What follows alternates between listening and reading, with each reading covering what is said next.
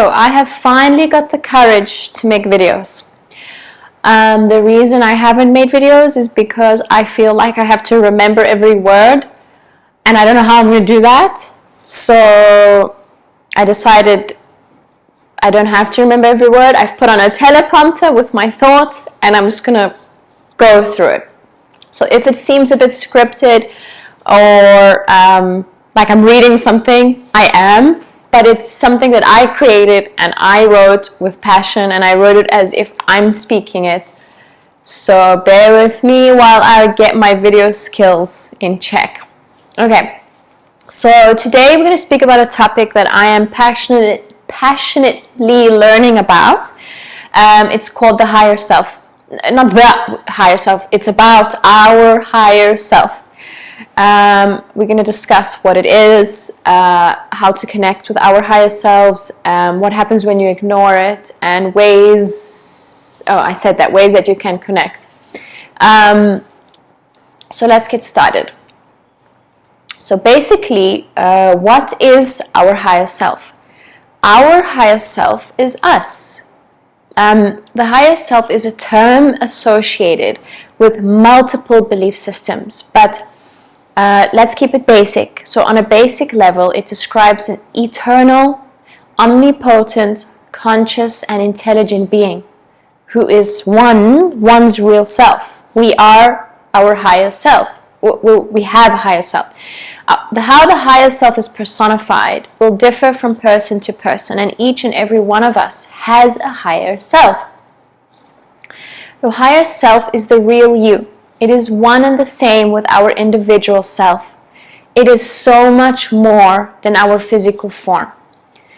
The physical body that we have, it is just a microscopic portion of our overall selves. We are so much more than our physical bodies.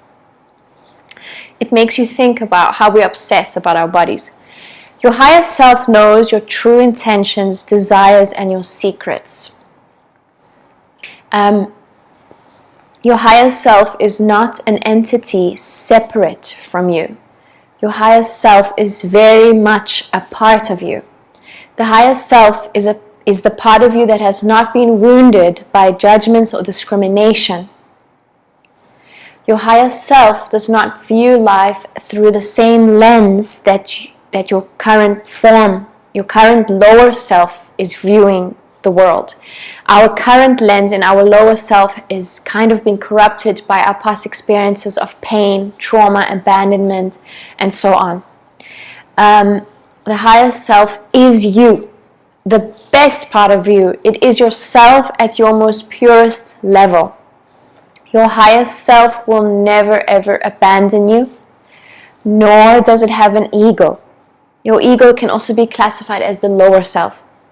Your higher self is an internal source to turn to whenever you need guidance, whenever you need comfort, whenever you need love, or whenever you just need answers that you are not getting from external forces.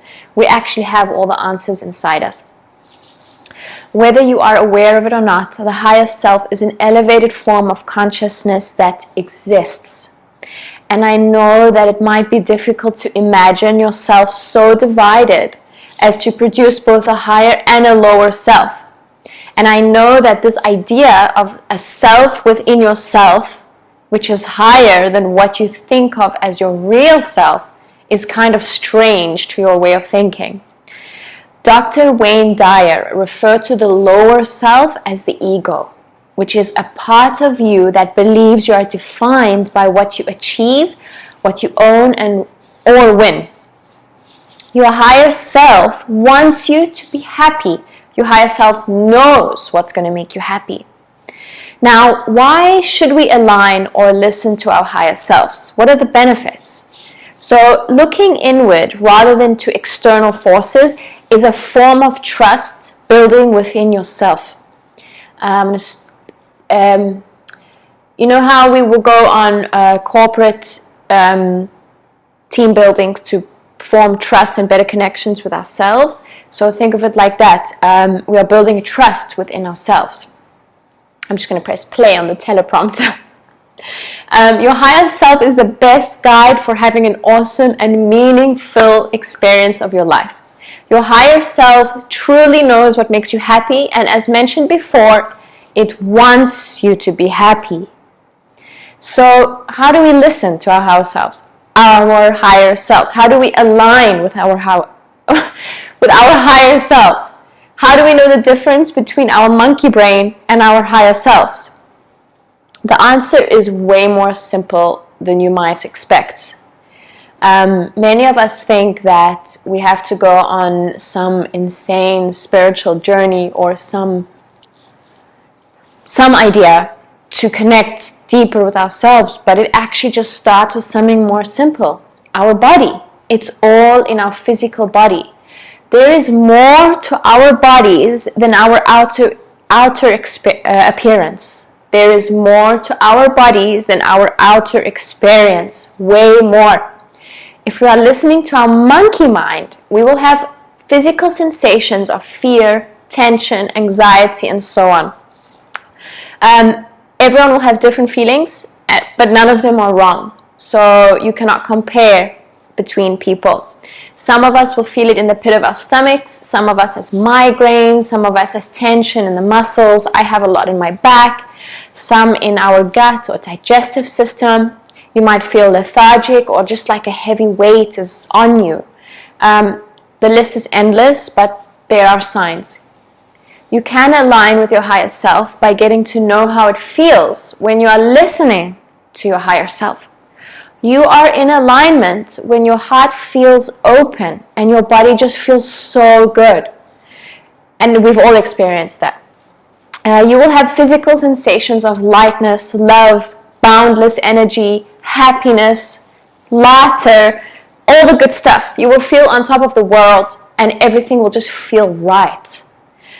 Don't be afraid to ask yourself questions and see how the answers make you feel. Especially yes and no answers. Don't be afraid. Listen to how it feels. Listen to how it feels. When you ignore, what's going to happen when you ignore your higher self? Well, Dr. Wayne Dyer, again, he described it perfectly. When you ignore your higher self, it will result in the soul and spirit suffocating and dying of hunger and thirst. I will say that again. Ignoring your higher self results in the soul and suffering and spirits suffocating and dying of hunger and thirst. Your higher self is there always. And I remember reading that your higher self is speaking to you through your intuition. So you can also think of it as your gut. A lot of people refer to the gut feeling or your intuition. Whether you are aware of it or not, it's there. Whether you believe it or not, whether you like it or not, it's there because it's you. You know those moments where you have those bursts of inspiration and flashes of intuition? Sometimes you might get them. That is your higher self. That is your intuition. That's your gut speaking. Now imagine being able to access that more and more. Since your higher self already knows what you deeply love, it knows. Whether you have admitted this or not about your passions or anything like this, aligning with your higher self will guide you to an endless amount of opportunities, and it will guide you to the road to happiness that you deeply desire and deserve, because you do deserve it, whether you feel it or not. For most of our lives on a day-to-day basis, we live in a lower consciousness. We are more focused on the external surroundings so that we can survive. And this is how we are conditioned. It's no one's fault. We can't really blame anyone, but due to the modern age and society and everything in this category, this is how we are conditioned, and this is what modern day has created. But with conscious practice and willingness, it's very important to be willing, we can learn to align with our higher selves. Your higher self is your best guide. As I said before, it is your best guide for a meaningful experience on the physical plane. I like to think of it as having a date with your higher self. So I'm going to give you some tips on how to have a date with your higher self, how to get more in tune. And it's stuff that you know already, believe it or not. Journaling. Journaling is a great way. Meditation. Okay, when it comes to meditation, I'm still new on this topic, but what I do know is that you don't have to, if it intimidates you that you have to sit and on a cushion, or if it intimidates you that you have to sit in silence and for a long period of time, you don't have to do it that way. If you're feeling some resistance towards that, there are many guided meditations online on apps, and if you're new to it or you're feeling scared or resistant like I was, you can search like 3-minute meditation, 1-minute meditation, 15-minute meditation. Search it and let it guide you. You don't have to sit alone and do it alone if you don't know how, or you have kind of some beliefs about it. Let something else guide you. It helps. I have many apps actually that have guided meditations. YouTube, go to YouTube. There's just so many sources, so don't be afraid. And you can do it lying down. I remember listening to a podcast once where she said, like, before she started meditating, that she was not interested in sitting and doing the meditation that comes to, you know, when you think of meditation, you get an image of a person sitting with their legs crossed and this kind of stuff. She said that she started lying down. She lay down in bed, and that's how she meditated. So there's no wrong or right. You can do it throughout your day, but a little bit of guidance does help. And I do recommend searching online for guided meditations. They really help. And it doesn't have to be for an hour. Search 10-minute meditation and find the one that resonates with you. Another form of trying to get through to your higher self is yoga. I'm still new to yoga. I'm studying to be a teacher, but if you are intimidated by yoga or you're not sure what yoga is, because it's not just about flexibility, which is the common first thing that people say, again, search a video, find a teacher that you resonate with. Again, there are so many apps, and just let them guide you. Search beginner, so you don't set yourself up to fail. It's not a bad thing to fail, but if you search an advanced flow or anything like this, you're going to let yourself feel down. So search a beginner yoga video, or just even a pose. Do a yoga pose. Learn, search yoga poses for beginners. Don't be afraid to follow along or to start small. Usually we think we have to start big, but don't be afraid to start small. Now, another way is relaxing activities. And this can be in the form of many things. So being in nature is one of them. It's one of the most important things that I ever learned. Nature. Just put your feet on the earth. Go to the water. Go to the forest, the mountain, anywhere that is the closest to you. I know it's hard for some of us. I live in the UAE, and right now, like right next to me, there's no nature. But if I do drive a bit, there will be the ocean, the sea. There will be mountains. But I do have a terrace, and I've put flowers there and a swimming pool, and it's my way of trying to connect with nature. You can dance, you can sing, you can do art, something that speaks to you, personal mantras. You may be feeling that your beliefs are being a bit challenged, hearing all this information that I've just told you, and that's okay. For now, just take what you resonate with the most and leave the rest. But the next time you're feeling a little bit off, heavy, confused, distracted, stuck, anxious, repetitive thoughts about the past, do these activities that I've just mentioned. Like, try them, even if it's just 1 minute. If you're drawn to writing, go write. If you don't generally describe yourself as an artsy person, but for some reason you want to color in and draw and paint, do it. There's a reason why you are drawn to certain things. That is your higher self drawing you to them. Go. In terms of the art part, for example, I never considered myself an arty person, but I've always loved art. But I've always told myself that I can't draw.